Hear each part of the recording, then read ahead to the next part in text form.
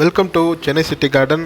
So இன்றைக்கி பார்த்தீங்கன்னா நம்ம தக்காளி வளர்ப்பில் அடுத்த பகுதியை பார்க்க போகிறோம். அதாவது பாலினேஷன், மகரந்த சேர்க்கை, அதில் வரக்கூடிய பிரச்சனைகள், ஏன் காய்கள் காய்க்க மாட்டேங்குது, அதை பற்றி உங்களுக்கு ஃபுல் டீட்டெயில்ஸ் நான் இதில் தரேன். வாங்க வீடியோக்குள்ளே போகலாம். ஸோ ஜென்ரலாகவே பார்த்தீங்கன்னா நம்ம அட்லீஸ்ட் மினிமம் 2 to 3 பேக்ஸாவது தக்காளி செடிகள் எல்லாருமே வச்சுருப்போம், கார்டனர்ஸாக இருக்கிறவங்க. அதே நேரத்தில் பார்த்தீங்கன்னா தக்காளி செடி பார்த்திங்கன்னா ஒரு 45 to 50 டேஸ்க்குள்ளே பூக்கள் பூக்க ஆரம்பிச்சிடும். ஒரு 1.5 மாதத்துலேயே பார்த்திங்கன்னா பூக்கள் நிறைய பூக்க ஆரம்பிச்சிடும். பட் ஆனால் திடீர்னு பார்த்திங்கன்னா காய்கள் காய்க்கவே காய்க்காது, வெறும் பூக்கள் மட்டுமே இருக்கும். டக்குன்னு பூக்கள் உதிர்ந்துடும். ஸோ அதுக்கு என்ன காரணம் அப்படின்னு பார்த்தீங்கன்னா மகரந்த சேர்க்கைன்னு சொல்லக்கூடிய பாலினேஷன் நடக்காதது தாங்க. ஸோ தக்காளி செடியை பொறுத்த வரைக்கும் பார்த்திங்கன்னா அதில் பார்த்திங்கன்னா 2 பார்ட்டுமே, ஒரு பூவில் பார்த்திங்கன்னா மேல் பார்ட் அண்ட் ஃபீமேல் பார்ட்டுன்னு சொல்லக்கூடிய ரெண்டுமே அதில் இருக்கும்.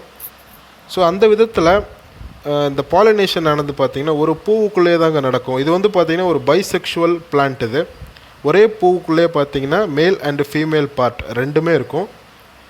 ஸோ அதிலேருந்து பார்த்திங்கன்னா மகரந்தம்னு சொல்லக்கூடிய போலன் கிரெயின்ஸ் அது ட்ரான்ஸ்ஃபர் ஆகும். மேல் பார்ட் ஆந்தர்னு சொல்லக்கூடியது. அந்த ஆந்தர்லேருந்து பார்த்திங்கன்னா ஸ்டிக்மான்னு சொல்லக்கூடிய ஃபீமேல் பார்ட்டுக்கு போலன் ஆனது ட்ரான்ஸ்ஃபர் ஆகும். இந்த மகரந்தமானது ட்ரான்ஸ்ஃபர் ஆகும். அப்படி ட்ரான்ஸ்ஃபர் ஆகும்போது பார்த்திங்கன்னா பாலினேஷன் ஆனது நடக்கும். அதுக்கப்புறம் தான் காய்களாக மாறும். புரிஞ்சுதா உங்களுக்கு? நீங்கள் இங்கே பார்க்கலாம் எவ்வளோ பூக்கள் இருக்குது பாருங்கள். ஸோ அந்த பாலினேஷன் நடக்கிறதுக்கு நம்ம என்ன பண்ணணும் அப்படின்னு பார்த்தீங்கன்னா இந்த மாதிரி செடிகளை பார்த்திங்கன்னா நல்லா ஷேக் பண்ணி விடுங்க. நீங்கள் டெய்லி மார்னிங் கார்டன் விசிட் பண்ணுவீங்க இல்லையா, அந்த டைமில் பார்த்திங்கன்னா பூக்கள் இருக்க இடத்துல இந்த மாதிரி நல்லா ஷேக் பண்ணி விடுங்க.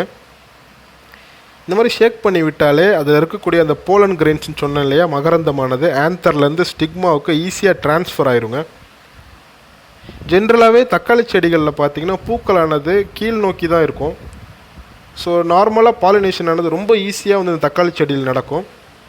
பீஸ், தேனீக்கள், பூச்சிகள்லாம் அதிகம் இதில் வராதுங்க. என்ன காரணம்னு பார்த்திங்கன்னா இந்த தக்காளி செடியில் இருக்கக்கூடிய பூக்களில் அதிகமான நெக்டார்னு சொல்லக்கூடிய அதிகம் இருக்காது. அதே நேரத்தில் போலனுமே மகரந்தமுமே நிறைய இருக்காது.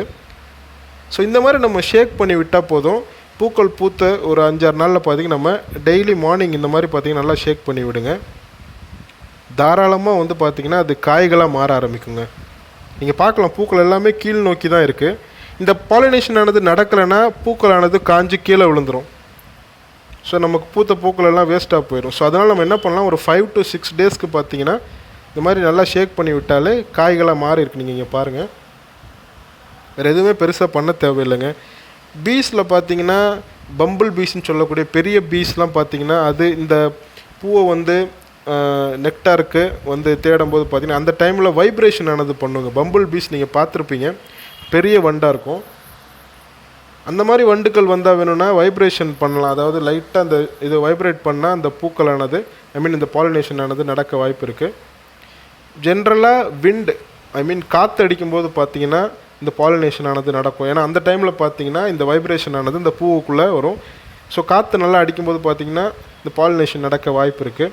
ஸோ காற்று அடிக்காத பகுதியில் இந்த மாதிரி நம்ம ஹேண்ட் பாலினேஷன் சொல்லலாம். இதை கிட்டத்தட்ட இந்த மாதிரி ஷேக் பண்ணி விடும்போது ஈஸியாக பாலினேஷன் ஆனது நடக்கும். இங்கே பாருங்கள் நீங்கள். அதே போல் செடிகளுக்கு நடுவில் நல்லா கட் பண்ணி விடுங்க. நீங்கள் பார்க்கலாம் இந்த செடிகளுக்கு நடுவில்லாம் நல்லா கட் பண்ணி விட்டுருக்கு. நீங்கள் பாருங்கள், அப்போ தான் காற்று உள்ளே புகுந்து போக முடியும். வென்டிலேஷன் ஆனது இருக்கணுங்க. ப்ராப்பர் வென்டிலேஷன் இருந்தால் தான் ஃபங்கல் டிசீசஸும் வராது. அதே நேரத்தில் இந்த பாலினேஷன் காற்று அடிக்கும்போது பார்த்திங்கன்னா பாலினேஷன் நடக்கவும் வாய்ப்பு இருக்குது. ஸோ நடுவில் இந்த மாதிரி ப்ரூன் பண்ணி விட்டிங்கன்னா சுற்றி இருக்க செடிகளுக்கு சுற்றி இருக்க செடி பார்த்திங்கன்னா அதுக்கு தேவையான பாலினேஷனுக்கு தேவையான இந்த விண்டும் அடிக்க ஆரம்பிக்கும், வைப்ரேஷன் அடிக்கும்.